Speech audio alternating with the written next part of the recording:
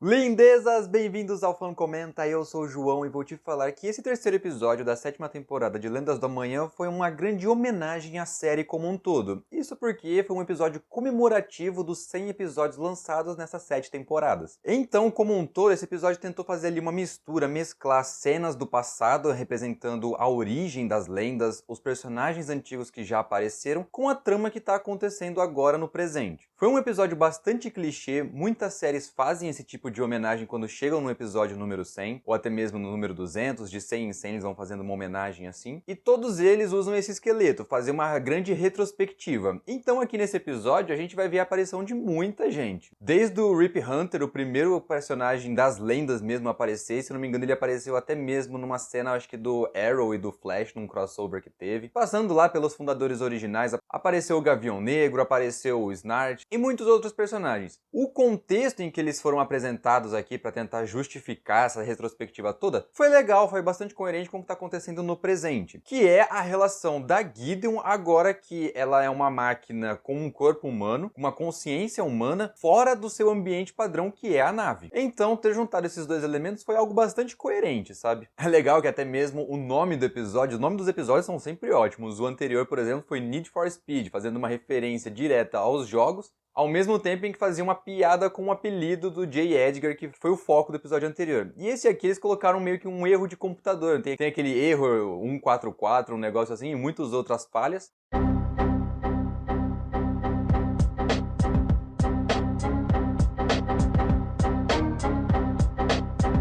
Aqui eles colocaram justamente um episódio com esse nome de Error 100, Not Found, porque foi focado mais na Gideon, que é um programa de computador, então foi tudo muito bem encaixado. É verdade. O problema com esse episódio é que, assim, apesar de tudo isso, ele foi achei ele meio parado, meio assim, demorou pra pegar no tranco, e por ser algo bastante clichê para as séries, foi também muito clichê para Lendas do Amanhã de forma bem específica, e o tema também, né, por exemplo, assim, quer fazer uma homenagem? Beleza, a fórmula tá ok. Quer mexer com um computador? Beleza, também. Só que tudo isso a gente já viu muito, então assim, né? Ué. Porque principalmente como a Gideon era o foco, eles tentaram fazer de novo aquela jogada de a máquina que cria sentimentos, né, que deixa o lado racional e adquire comportamentos, sentimentos humanos, lutando contra a sua programação original. É basicamente o médico e o monstro, o lado bom contra o lado ruim, a pessoa tentando lutar contra os seus demônios interiores. E assistindo o episódio eu lembrei de várias cenas, porque o final foi muito previsível. A gente sabia que a Gideon do bem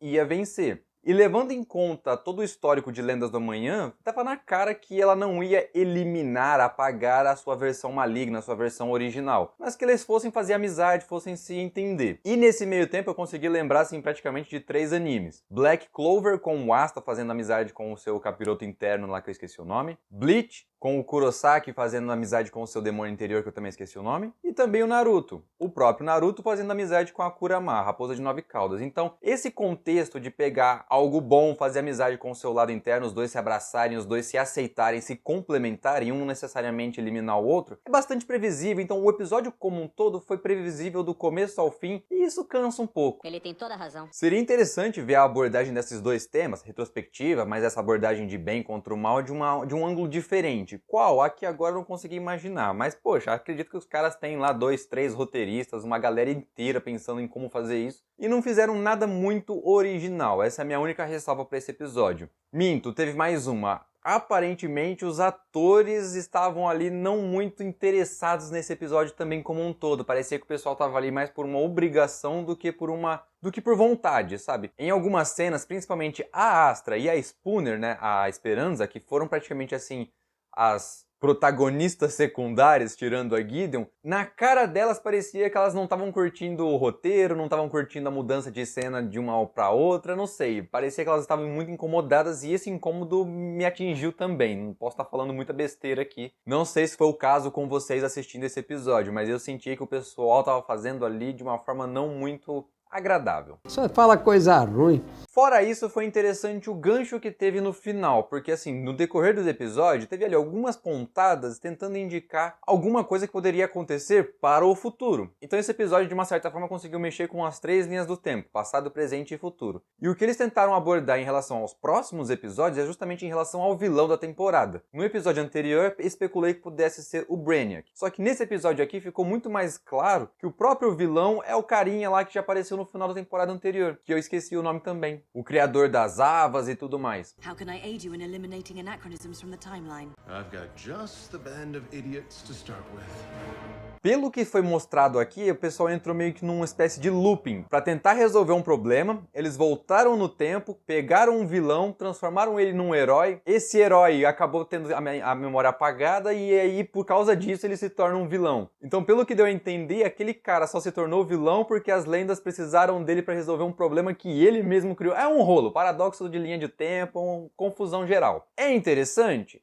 Eu gosto desse tipo de abordagem. Eu só não sei se esse personagem como um todo tem mais espaço ainda pra aparecer. Ele já apareceu no finalzinho da temporada anterior, já deu pra entender qual que é a jogada dele, qual que é a intenção dele, a sua personalidade bastante debochada como a série pede e tudo mais. O meu único receio é que talvez esse personagem, como ele já foi bastante explorado, tenha pouco a oferecer, tenha pouco a surpreender, tenha poucas coisas novas pra gente assistir. Porque, afinal de contas, como eu já disse, ele é um vilão que a gente já viu. Mas agora é só mesmo a gente esperar e especular com o que vai acontecer nesse próximo episódio, episódio 4. Mas, no geral, tá interessante, tá interessante. Eu acho que no todo, esse episódio aqui foi o mais fraquinho até agora. Vai ser, assim, a menor nota, 3 fãs. Justamente porque o pessoal não parecia estar interessado em fazer e todo o roteiro bastante clichê.